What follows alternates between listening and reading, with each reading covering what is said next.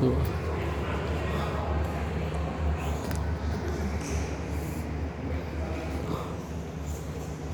ประเทศองค์จำลอง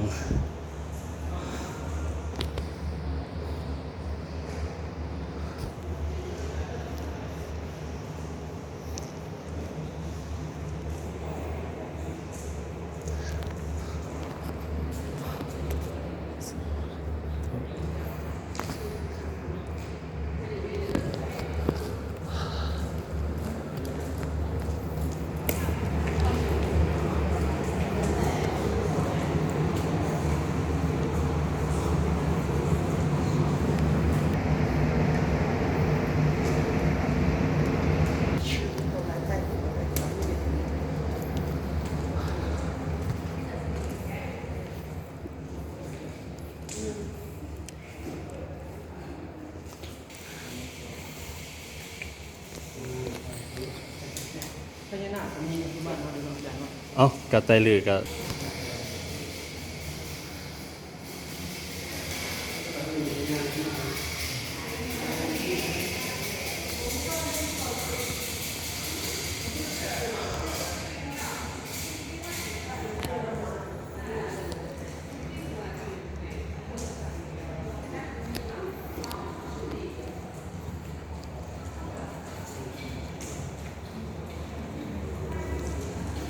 ท้าวเวสสุวรรณ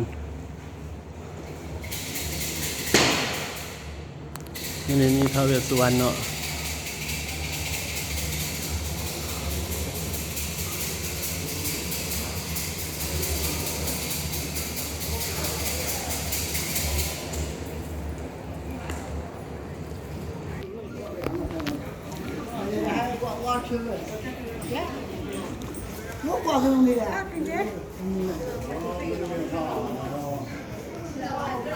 โอ้ห้ามถ่ายรูปทางไหนอันนี้จะขึ้นไปสันบน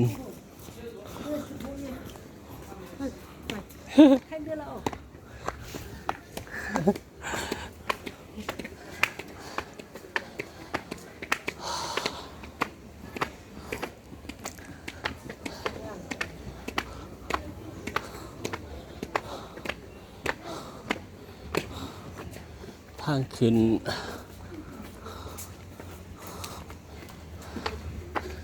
โอ้หนักเอาการเนี่ยขึ้นนี่ก็ได้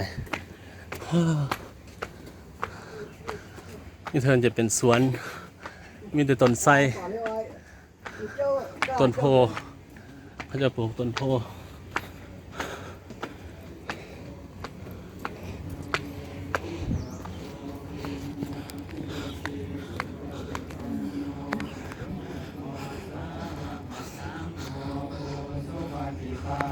อันนี้คณะสงฆ์เฮา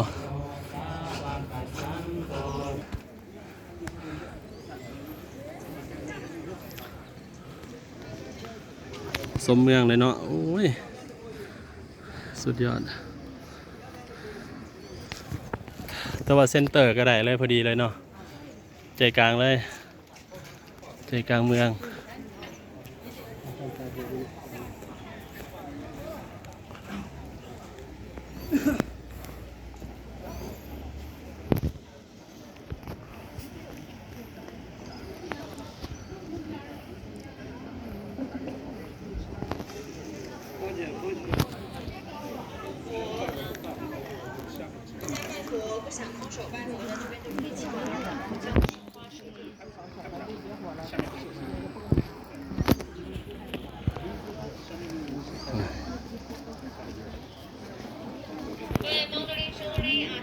东南亚这边最高最大的一尊大佛脚下方。拜佛的话呢，可以入乡随俗啊，这边可以请供佛。大佛脚下供的是佛教的生花睡莲啊。佛前有5大贡品，花果茶香烛，花呢为แล้วเขาจะได้ขึ้นเทิงอีก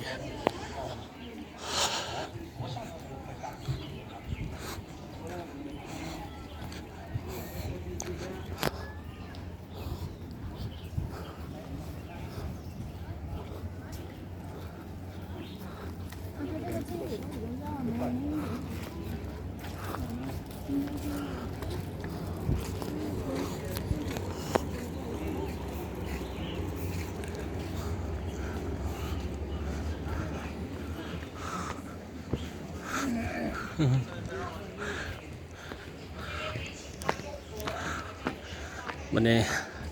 ขึ้นเทิงสันเทิงนี้ก็จะใช้เวลาอีกน้อยหนึง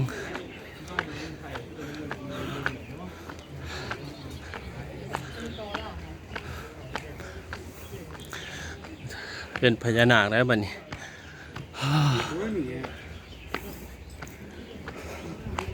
อันนี้เป็นทางลงอันนี้ทางขึ้น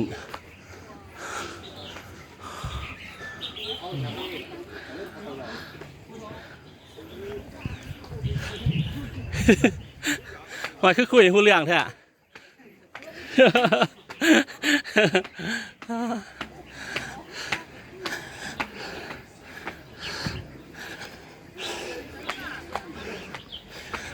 ลงใส่เวลาขึ้นเท่าไร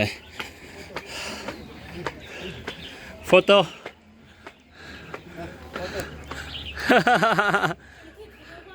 หนึ่งสองสามหนึ่งเห็นหูจักว่ะ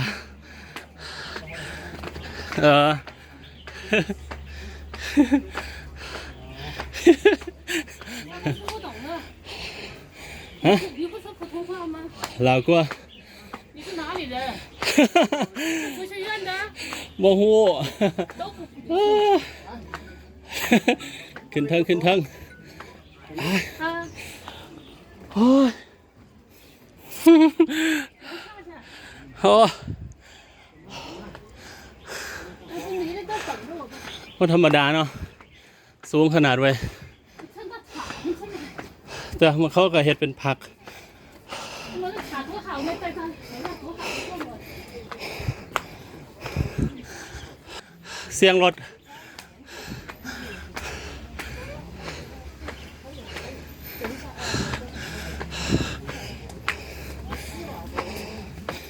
โอ้ยเมื่อยไหมสาธุสาธุ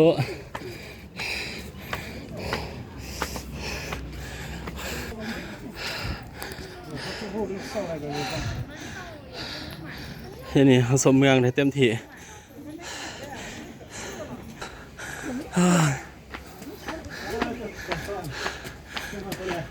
ไป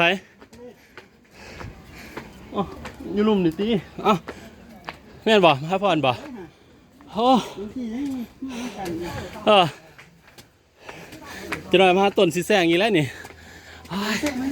มาแซงบ่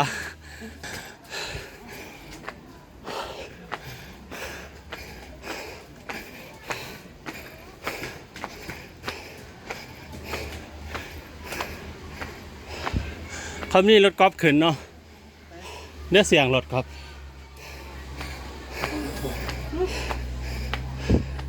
สกายวอล์กนะ ยังเป็นเห็นเบิดการสุดจันทร์ปี สิกล้าขึ้นว่าบัดนี้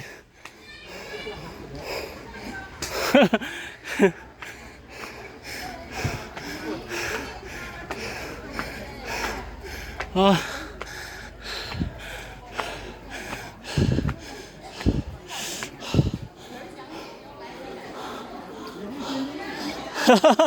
โ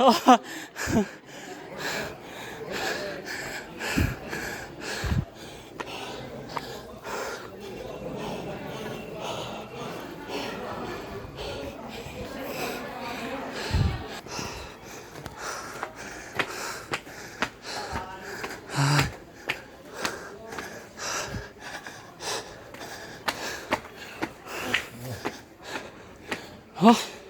สะพอยาแซงแล้วว่ะให้ถือน้ำเนาะโอ้นี่อีกพักหนึ่ง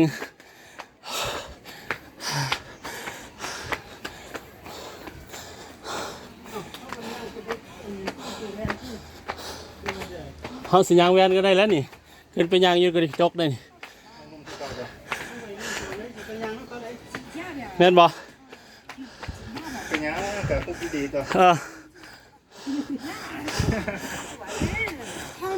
你咱们这么像人家吗？ ทักทายนะแล้วก็มาเป็นหน้าเพื่อนรู้ที่อยู่ตรงไทยเพื่อนของพี่จักรีเนาะ ฮะ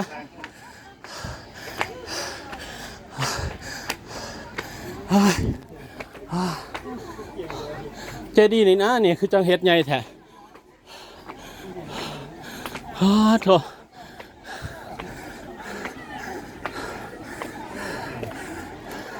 อาจารย์เคยไป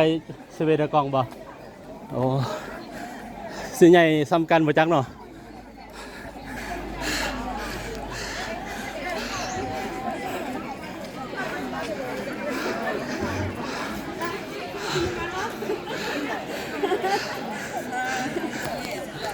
ใหญ่ซ้ำกันกับสเวดากองบ่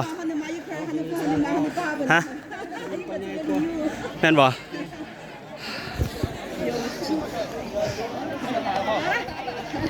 你妈跟你没有那小伙子去，我们10家了，现在哎呀，赶紧的。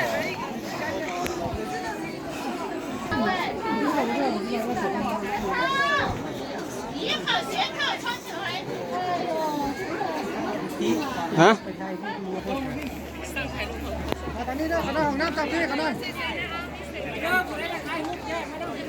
ซื้อเจดีย์ยังก็อาจารย์นี่ เจดีย์วัดธาตุหลวงเมืองลือคณะ ถาดหลวงเมืองลือเจดีย์ถาดหลวงเมืองลือใหญ่ที่สุดในประเทศจีนบ่เออ